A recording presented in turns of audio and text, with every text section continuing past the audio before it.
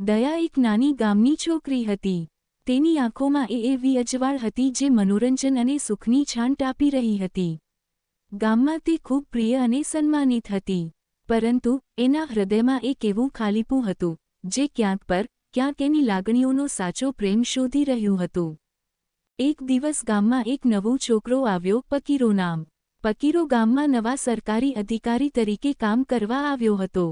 તેની આંખોમાં અજવાળાની એવી ઝલક હતી જે ચંદ્રના પ્રકાશ જેવી હતી. દયા અને પકીરો વચ્ચે એક અનોખું જોડાણ ઊભું થયું. બંને પરસ્પર એકબીજા સાથે વાતો કરતા, સમય વિતાવતો. હાલ તો સમય અને જીવનની ગતિએ બંને વચ્ચેનો સંબંધ વિકસતા ગયો. દયાએ પકીરોમાં પોતાનો સખ્ત પ્રિય જોઈને એના પ્રત્યે આકર્ષિત થવાનું શરૂ કર્યું. પકીરો પણ તેના સહનશીલ સ્વભાવ, પ્યારો દિલ અને સાહસિક દૃષ્ટિકોણથી દયા તરફ ઊંધી આંખો ધરાવતો હતો.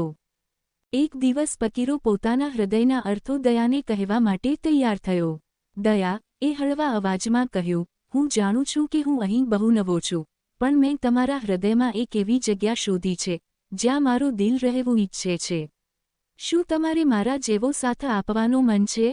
દયા આશ્ચર્યચકિત થઈ, પરંતુ એણે પકીરોની આંખોમાં એવા સાચા પ્રેમના અહેસાસ જોયા જે તેમણે પોતાની અંદર ક્યારેય અનુભવ્યા નહોતા.